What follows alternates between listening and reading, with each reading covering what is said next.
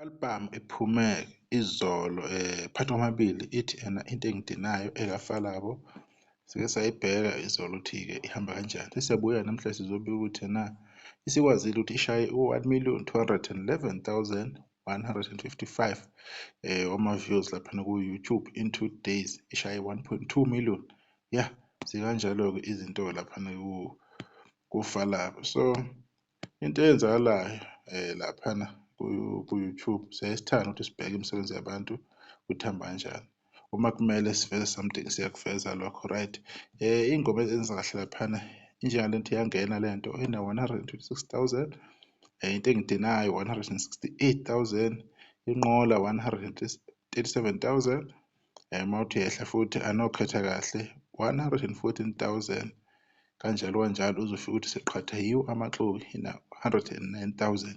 Ziwu-12 mase zizonke iy'ngoma laphana kuFalabo. Kusahamba kahle kakhulu kumsebenzi wakhe, simbonge kakhulu ukuthi izinto ziyakhanya emculweni wakhe.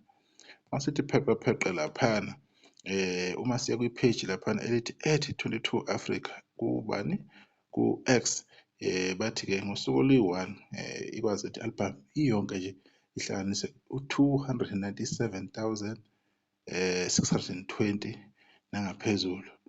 Kube yini the biggest debut of his career, futhi ama-streams amaningi asekawenza phambilini. Noma yimuphi umsebenzi wakhe uma uyihlanganisa nephambilini ukuthi athole ama-streams amangaka. Simbongele. Masiqhubeka lapha sithi pheqa sithola umzukulu ukuthi ngifuna iy'nto zami. Iy'ngoma zakhe eziwu-7 ekuyizona eseselaphana kuma-charts akwa-Spotify zikwazile ukuthi zihlanganise u-244,640 ngosuku lwesi-29. Isiyonke-ke i-album ikwazi ukuthola more than 400,000 wama-streams laphana ku-Spotify ngosuku lwesi-29. Usho kanjalo umlando. Masiphinde siqhubeka futhi indaba enkulu, ngifuna iy'nto zami by Mzukulu kuthiwa isidlule more than 14 million wama-streams laphana ku-Spotify. Bathi-ke i-album yesibili ngokwesipidi ukuthi-ke isheshe-ke ifike-ke lapho ukwenza kanjalo.